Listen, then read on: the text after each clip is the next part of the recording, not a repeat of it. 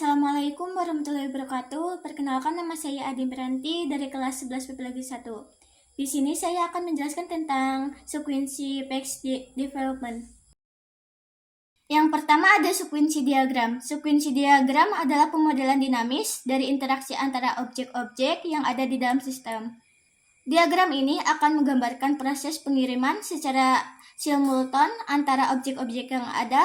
Sekuensi diagram menggambarkan cara objek-objek bekerjasama untuk menjalankan proses-proses dari sebuah fungsi di dalam program. 2. Keperluan. 1. Menggambarkan lebih detail sebuah use case. 2. Memodelkan prosedur, fungsi, atau operasi secara logika dengan cara yang baik. 3. Memungkinkan pengembangan dan pengguna melihat cara objek-objek dan komponen berinteraksi satu dengan lain.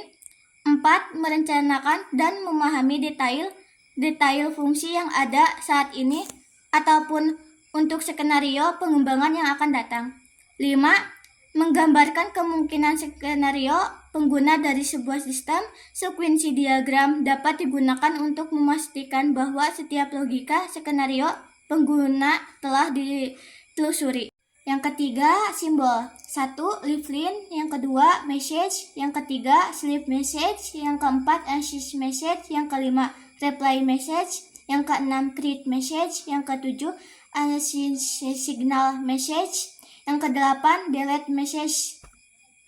Yang keempat, langkah-langkah. 1. Pada model Explorer, tambahkan sekuensi diagram. 2. Pilih sekuensi diagram yang sudah ditambahkan. 3. Drag toolbox. Tambahkan 4 buah leaflet untuk mewakili 4 aktor atau objek. 4. Beri nama untuk masing-masing leaflet berturut-turut. 5. Pegawai, anggota, buku, dan transaksi. 6. Tambahkan pengiriman pesan untuk validasi keanggotaan. 7. Dari pegawai ke anggota. 8. Tambahkan pengiriman pesan untuk mengecekkan jumlah buku yang sudah dipinjam dari pegawai ke anggota. 9. Tambahkan pesan-pesan yang lain sehingga semua pesan sudah ditambahkan dan gambar sudah sesuai. 10.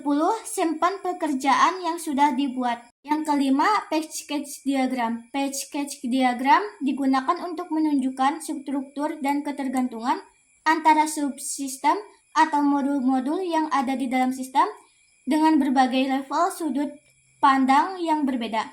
Struktur dengan level pandangan berbeda tersebut sering dibutuhkan pada sistem yang berupa aplikasi multilayer. 6. Simbol. 1. Page digambarkan dengan sebuah persegi panjang yang mempunyai tab kecil di bagian atasnya. Simbol page yang digunakan sama dengan diagram yang lain. 2.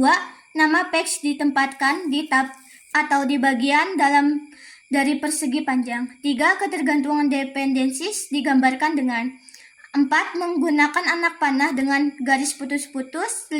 Sebuah page bergantung pada page yang lain. Jika perubahan pada sebuah page yang lain mungkin saja memaksa perubahan pada page yang pertama. 7. Langkah-langkah. 1. Pada proyek yang sedang dibuka di jendela Start UML, klik kanan di model Explorer pada diagram pohon yang ada. Pada menu pop-up yang muncul, klik Add Diagram dan pilih page diagram. Sebuah page diagram akan ditambahkan ke diagram pohon. 2. Pilih diagram tersebut. 3. Dari toolbox, tambahkan page sejumlah yang diperlukan dan beri nama masing-masing page. 4. Buatlah hubungan antara page sesuai dengan yang ditunjukkan oleh gambar 4,8. 5. Simpan pekerjaan yang sudah dilakukan. 8. Development diagram. Development diagram merupakan sebuah diagram yang memodelkan aspek fisik dari sistem berorientasi objek. Tujuan. 1. Menampilkan struktur dari sistem pada saat dijalankan. 2.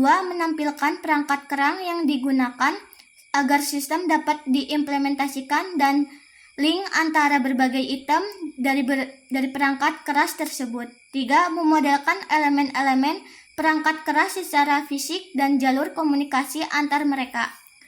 4. Dapat digunakan untuk merencanakan arsitektur sistem. 5. Digunakan untuk dokumentasi development dari komponen-komponen perangkat lunak atau node-node. 9. Simbol. 1. Nodes. Nodes digambarkan menggunakan simbol balok. 2. Asosiasi. Asosiasi atau hubungan menggunakan hubungan kerja antara dua node.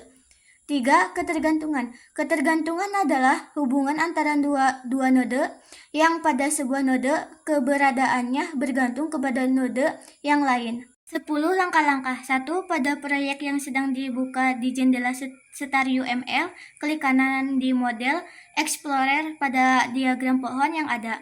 Pada menu pop-up yang muncul, klik Add Diagram dan pilih Development Diagram. Sebuah development diagram akan ditambahkan ke diagram pohon. 2.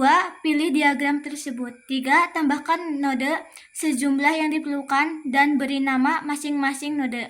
4.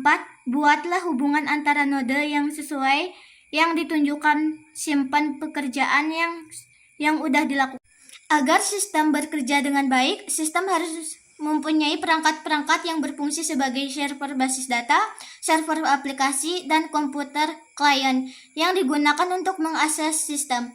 Jika sistem perpustakaan dibuat agar dapat memberikan layanan online kepada pengguna sehingga pengguna dapat mencari ketersediaan buku, jurnal, atau e-book melalui internet, sistem akan memerlukan tambahan perangkat komputer yang berperan sebagai web server yang akan terhubung ke internet sehingga anggota perpustakaan dapat mengakses sistem perpustakaan tersebut melalui jaringan internet.